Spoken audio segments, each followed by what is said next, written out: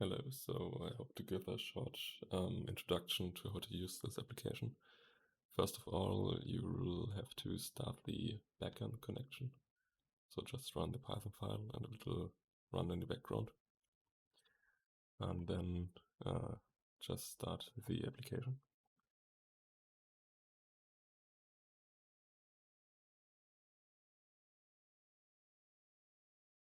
And now, okay. So this will put me into my last save state. So when you start the application, you will probably not see any of this. So to the general controls, you see here my two hands, and similar to a wristwatch, when you look at it, these menus pop up, and the main menu is here on the left side. Here you can select the fits file, which was detected in your directory, which I will show you later, and then you can select a table to load, and it will load the data. And down here you can save the current state and load the current state back in. So yeah, then to the general controls, you see these two pointers in my hands. And for example, here we have the main plot, which is currently empty. And you see also these other lines which indicate what's currently selected.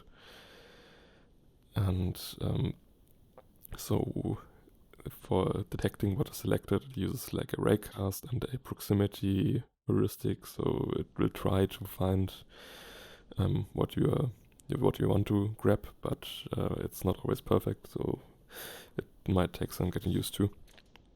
But in general, when you point on something and then hold the grab button on your controller, you will be able to move and rotate whatever you've selected.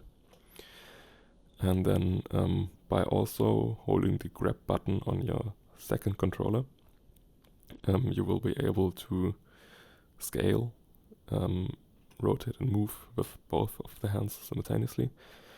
And you can always let go of one controller and then the full control is in the other controller, and put back the controls in the other controller, and so you can move it between both of your hands and scale and rotate and move. And with the scaling, you can move stuff far away. And then when you want to take it back, my tracking just messed up a bit, you can grab it and scale it together, and it comes closer to you again. So this same grabbing and scaling system works basically with everything you see here. So this is the operations panel. Here you see all of the operations which are available, and the expression blocks visual scripting system I will get into later also. And this here will be the backend plot once we've executed some backend operations, which can be accessed here. And yeah, this thing we'll get into in the future too. And behind me, this is the bits table I've loaded currently, and this just in these panels, it loads all of the columns from the table, and based on the first three letters of the table name, it groups them into these panels, so it's a bit easier to find. Of course, there's other systems would be possible here too, and I've most of the time no idea what these columns actually mean, but that's what the astronomers maths are for. And yeah, so when we just now to this visual scripting system, we have this plot, and this is basically a scatter plot which has which can display x, y, and z positions, x, y, and z, a color for each point, and a radius for each point. The radii are currently set to some constant values. So these values here are also just blocks, and you can grab them and drop them on there, and then they snap. So when they snap onto position, you see when this green line appears, you can snap them, and then they are parented together. And yeah, now there's a connection between these two blocks. And for the constant value blocks, you can aim onto the block, press the trigger button, not the grab button, and by moving your hand up and down, you can change the value. The sensitivity of this can be adjusted inside of Unity, but usually it's okay. So just set them all to a constant 0.01 and place them back there. And currently you see that there are 3 red lines because these 3 blocks are not connected yet. And these were operations I've from the save state.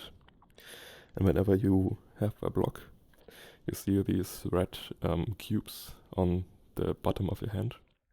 These are what are called in the script crash docks, and these are also dockable.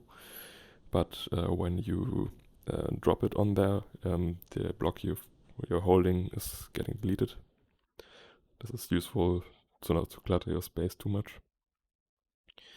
So, and when we just assign some random columns to these open connections here, just take something and don't know what actually makes sense. And yeah, to these panels you can, when you select a column, you can just point on it, hold the grab button, it will instantiate a new instance of this column. You can also grab and rotate it and put it on the corresponding plot. And you can already see that something is getting plotted. And when we assign a z value to, maybe something like this. Yeah, now we have a plot here. And in this operations panels, you can see some operations which can be applied to this. For example, really basic, a scaling operation. This has multiple inputs, and we can put the scaling operations between these two, and then use 2 values to actually scale it. So we have a scale, and then you can see that this updates automatically, and an offset to move this. And probably most of these values are self-explanatory if you've done any programming at all. You can add, subtract, multiply, and then down here we have logical operators. This is because we have a filter block here, and yes, this is basically the same system, but it evaluates to a Boolean operator, Boolean value, and all particles which this evaluates to true or false, I'm not even sure, just try it out, will be hidden. So you can filter the visualization a bit. For example, we can compare 2 random columns, and it should hide some of them, or all in this case. Maybe some other columns will be more sensible. Yeah, now you can see a subset of all of the points. Okay, and one thing we haven't looked at so far is the color. They are also currently just hard-coded to some fixed value, and you can change it by holding the trigger button and moving your hand up and down again, and you can see the colors changing. Maybe can increase the radius. So now we have some bigger particles here. And all of these particle shapes are always these diamond shape. And yeah, you can control the size in all of the directions of the radius. Once we've made some plot which we find good enough, we can go to this backend page and select an operation. Currently I support the UMAP. And this value currently does nothing, but this can be specified inside of the Python backend, and then this value will be sent to the Python backend. And when we hit execute, this button grays out and a backend operation should be started. And this might take some time depending on the complexity of your and the number of points in your visualization and the complexity of the operation. And once it finished, this should become back selectable, and we should see a plot here.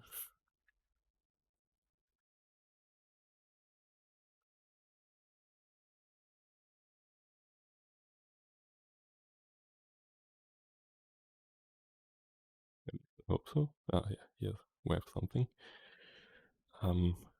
So this plot is not normalized. So these axes here are basically 1 unit. So this is not normalized. Yeah, but now we have a plot from a unit plot from this data here. And with this sphere here, when this selects, is overlapping, then the corresponding data points should be selected.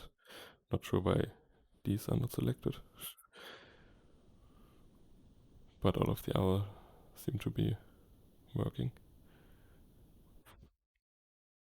Maybe this is plotting some invisible data or it's somewhere out of the range, not sure.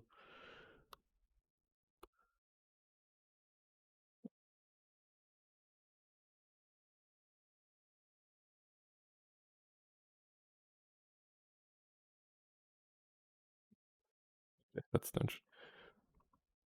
But yeah. Or maybe the filter is always wrong. Hmm. Okay, I'll have to look into that. But maybe this is just some trash data which is being plotted. Yeah, but that's generally how you use the application. And I hope this helps anyone. And I will get into a more detailed explanation of the code in another video. Okay, thank you.